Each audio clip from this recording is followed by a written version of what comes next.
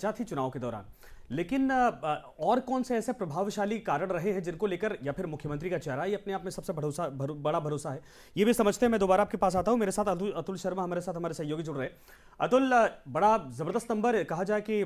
Axis की तरफ से दिया जा रहा है 151, और उससे प्लस भी आने की संभावना है। क्या असल में यह माहौल दिखाई दे रहा है, और दिखाई दे रहा है तो इसके पीछे की वजह भारतीय जनता पार्टी के सपोर्ट में इस तरीके से नंबर्स क्या हो सकती है? देखिए, अगर जिस तरीके से ये नंबर्स दिखाई दे रहे हैं 151 के, ये अपने आप में वाकई एक जादुई आंकड़ा हम इसको कह सकते हैं। लेकिन जमीनी स्तर पर देखिए, हम मध्य प्रदेश के अलग अलग क्षेत्रों में, अलग अलग अंचलों में गए, जमीनी स्तर पर पहुंचे, लोगों से चर्चा भी करी, संवाद भी किया, और ये जानने की और समझने की कोशिश भी करी कि 2 दशकों की जो सरकार है उसके बाद अब इस बार फिर जब चुनाव में है तो लोगों के मन में क्या चल रहा है। हालांकि देखिए, इस बार जब मध्य प्रदेश का हमने लोगों का मन टटोलने की कोशिश करी तो वोटर्स काफी जो है हद तक साइलेंट था, बताने को तैयार नहीं था कि आखिर उसके मन में क्या चल रहा है। हालांकि देखिए, इस बीच में अगर हम देखें तो लाडली बहना योजना जिसका जिक्र लगातार चल रहा है, और मध्य प्रदेश के तमाम सियासी दल भी कर रहे हैं और राजनेता भी कर रहे हैं कि इस योजना ने कितना फायदा पहुंचाया होगा। देखिए, एक बड़ा वोट बैंक महिलाओं का है, और इसमें जिस तरीके से सीधे तौर पर मुख्यमंत्री शिवराज सिंह चौहान जब संवाद करते हैं तो उनकी एक बात करने का एक जिस तरीके तरीका होता है वो सीधे तौर पर लोगों को जोड़ता है। और हमने देखा था, देखिए चुनावी समर में हमने देखा था कि किस तरीके से लगातार अलग अलग जिलों में, अलग अलग शहरों में, विधानसभाओं में लाडली बहनाओं से जब संवाद किया था, तो इसको लेकर हम ये कह सकते हैं कि महिलाओं का जो वोटिंग परसेंट है वो किस तरफ गया होगा, ये तो कहना अभी बहुत ज्यादा हम कह सकते हैं जल्दबाजी होगी, क्योंकि देखिए ये रुझान है, इस पे हम आगे बढ़ना होगा। मैं 3 तारीख तक का इंतजार करना होगा एग्जिट पोल को लेके। लेकिन ये हम जरूर कह सकते हैं कि आज से 5 से 6 महीने पहले जिस तरीके से मध्य प्रदेश के अंदर सरकार को लेके लोगों के मन में जो एक नाराजगी की बात चल रही थी, वो नाराजगी इस चुनाव में अब बहुत कम स्तर तक आती हुई हमें दिखाई दी। सिंधिया फैक्टर को कैसे देखते हैं आप इसमें? अगर ये नंबर है, और बीच में ये कहा गया था कि शायद वो नाराज वगैरह थे या किस तरीके से कम्युनिकेशन चीजें नहीं प्रॉपर कर रहे थे, लेकिन अगर 151 का आंकड़ा है तो ये साफ दिखता है कि उनकी यूनिटी, मतलब शिवराज सिंह चौहान और ज्योतिरादित्य सिंधिया और पूरे संगठन ने जब एक होकर यहाँ पर मेहनत की है। देखिए, ऐसा है कि जो शिवराज सिंह चौहान का जो एरिया है वहाँ से बीजेपी को 12 सीटों की बढ़त है। मतलब ये जो एग्जिट पोल है, इन एग्जिट पोल के अनुसार, तो इसका मतलब ये है कि जो भी बीजेपी ने करा, बीजेपी के जो भी फैक्टर थे, चाहे वो सिंधिया का बीजेपी में आना, चाहे वो सिंधिया का अपने क्षेत्र में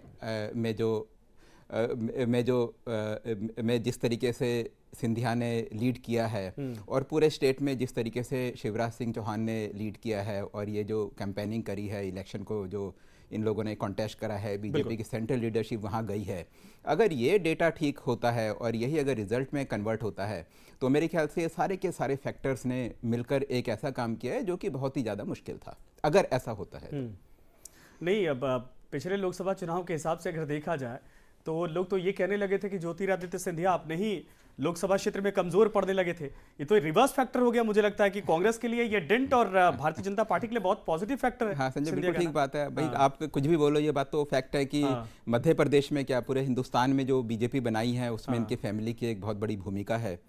और उनकी जो दादी है उसने तो अपना पैसा दिया, अपना पूरी लाइफ उन्होंने बीजेपी के लिए डिवोट करी, और ये बात मध्य प्रदेश का हर कोई आदमी जानता है। तो बेसिक जो रिस्पेक्ट इस फैमिली के लिए तो है। और दूसरा ये है कि अगर हम लोकसभा की बात करें तो मेरे ख्याल से मेरे को ये लगता है कि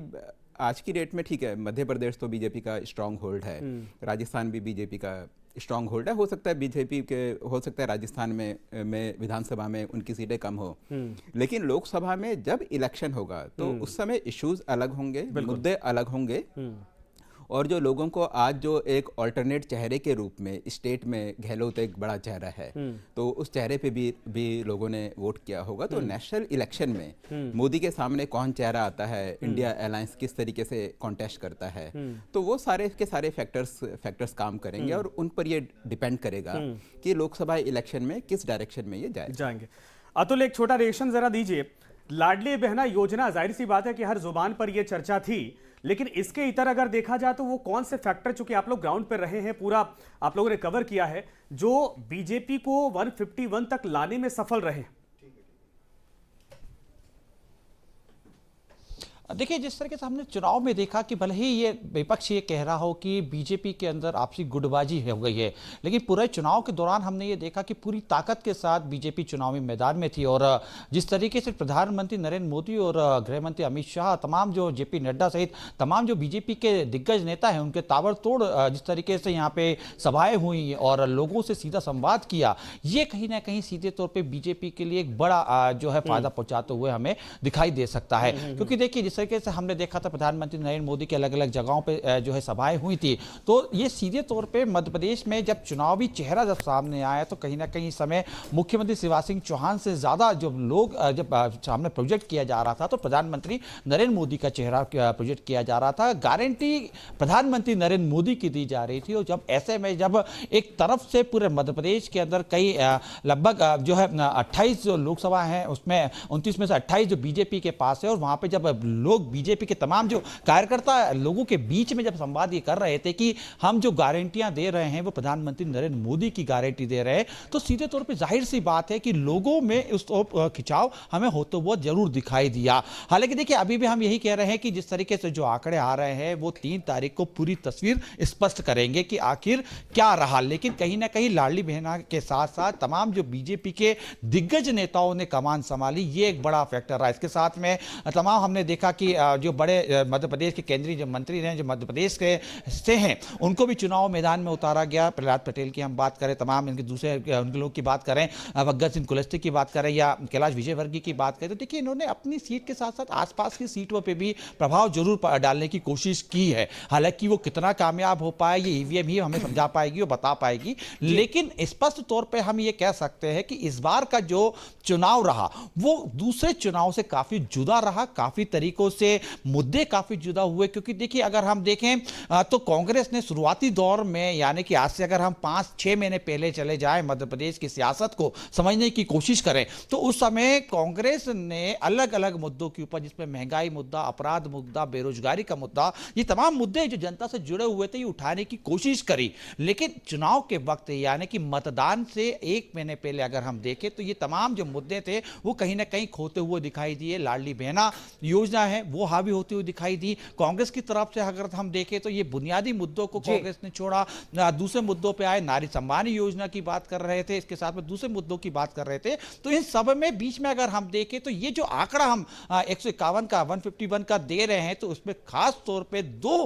जो ऐसे फैक्टर हैं जो हमें समझ में आ रहे हैं, जो मध्य प्रदेश के लिए बीजेपी के लिए बड़ा रोल जो है अपना के चले गए। वो सबसे महत्वपूर्ण लाडली बहना योजना था, और दूसरी तरफ से अमित शाह की बैठकें, अमित शाह की रणनीति, प्रधानमंत्री नरेंद्र मोदी के दौरे, जनता से संवाद करना, कार्यकर्ताओं में विश्वास जताना, ये तमाम जो चीजें थी वो कहीं ना कहीं मध्य प्रदेश में इन कुछ समय में देखा हमने। जी ठीक है अतुल, जो तमाम फैक्टर्स आपको नजर आ रहे हैं वो आप बता रहे हैं, लेकिन मनोज सर, ये माना जा रहा था कि 18 साल का बहुत लंबा वक्त होता है, मध्य प्रदेश में एंटी इनकम्बेंसी हो सकती है, लेकिन अब तक की जो टैली है, जो महापोल है, उसमें अगर मध्य प्रदेश जैसे बड़े राज्य में भारतीय जनता पार्टी को बढ़त मिल रही है, तब जबकि वो फैसला करती है कि हम अपने कैंडिडेट को, सीएम कैंडिडेट को प्रोजेक्ट नहीं करेंगे, एक रणनीति के तहत बड़े दिग्गजों को मैदान में उतारती है, तो क्या आपको लगता है कि वो जो एक रणनीति थी वो काम करती हुई दिख रही है?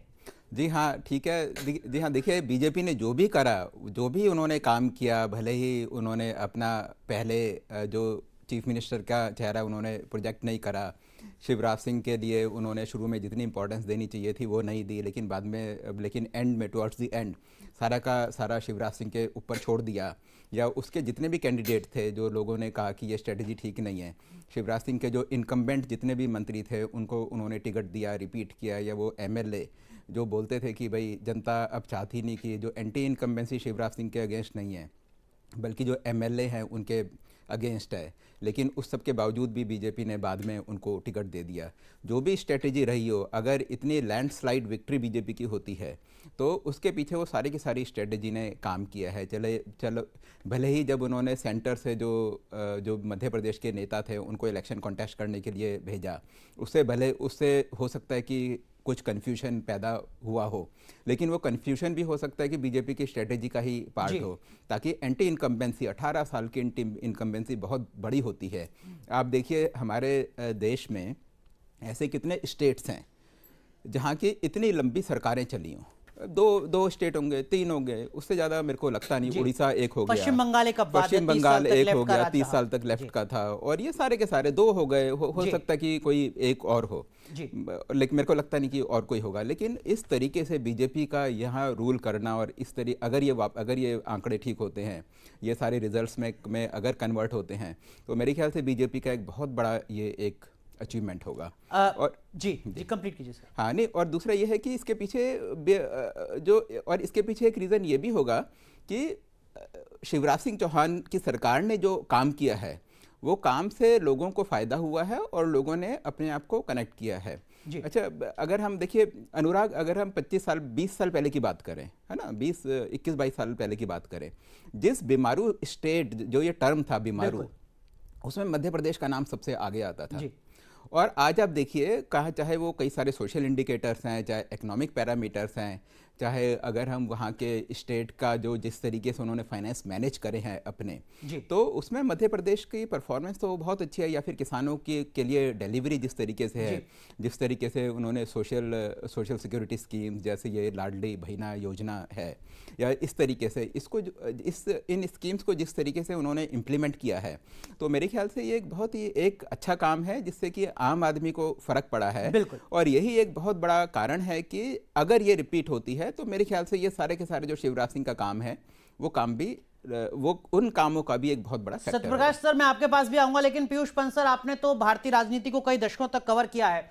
मौजूदा वक्त में सर 8 ऐसे राज्य हैं जहां पर कांग्रेस और भारतीय जनता पार्टी का सीधे सीधे मुकाबला होता है। गुजरात, राजस्थान, मध्य प्रदेश, कर्नाटक, छत्तीसगढ़, हरियाणा, उत्तराखंड और हिमाचल। हम बड़े राज्यों की अगर बात करें, पूर्वोत्तर को छोड़ दें, इन 8 में से अब 5 राज्य ऐसे हैं जहां पर भारतीय जनता पार्टी बढ़त बनाती हुई नजर आ रही है या बना चुकी है, जिसमें गुजरात है, हरियाणा है, उत्तराखंड है, और अब जो एग्जिट पोल आ रहा है, जो महापोल आ रहा है, उसके मुताबिक मध्य प्रदेश है और राजस्थान है। इसका मतलब 2024 के लोकसभा चुनाव के लिहाज से आपको क्या कुछ नजर आता है सर? क्या आपको लगता है कि कांग्रेस की इंडिया गठबंधन में बार्गेनिंग कैपेसिटी कम होगी, भारतीय जनता पार्टी का कद 2024 में और ज्यादा बड़ा होता नजर आएगा?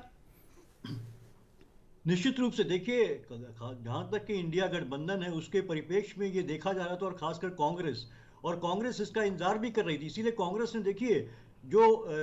ये कहा कि भाई आप 2024 के लिए हमारा गठबंधन है, और जिस तरह से अखिलेश यादव नाराज हुए थे मध्य प्रदेश को लेके, सीटों को लेके, और उन्होंने दिया नहीं था, और खासकर कमलनाथ की जिस तरह से चली वहां पे, उसका भी ये सीटें अगर इस तरह से कांग्रेस की कम आ रही हैं, तो एक वो फैक्टर हो सकते हैं। तो मुझे लगता है कि ये झटका लगेगा कांग्रेस को निश्चित रूप से। और 2024 की भी जो वो ये सोच रहे थे कि उनके नेतृत्व में जो है कि क्योंकि बाकी जो अलायंस पार्टनर हैं वो उनका नेतृत्व स्वीकार कर लेंगे, और उनके नेतृत्व में ही 2024 का चुनाव लड़ा जाएगा, वो उनका जो है कि एक जो उनका मकसद था कह लीजिए, या उनकी जो ये सदिच्छा थी उनकी कह लीजिए, ये जो है कि वो कमजोर होती हुई दिखाई दे रही है। अगर ये जो है एग्जिट पोल के आंकड़े जो है कि वो 3 तारीख को सही साबित होते हैं, तो निश्चित रूप से कांग्रेस को झटका लगेगा, और उनका एक जो क्लेम है वो कमजोर पड़ेगा। और साथ ही साथ इससे ये भी हो सकता है कि फिर अभी देखिए, जो कांग्रेस, जैसे कर्नाटक की जीत ने, हिमाचल की जीत ने कांग्रेस को एक ताकत दी थी, और कांग्रेस को छत्तीसगढ़ में कांग्रेस जीती थी, तो वो और तो पार्टनर्स जो है धीरे धीरे जो है वो ये एक्सेप्टेबिलिटी बढ़ रही थी जो है कांग्रेस के प्रति जो उनकी, लेकिन इससे कमजोर होगी। और मुझे लगता है कि भारतीय जनता पार्टी को फिर जो भी एक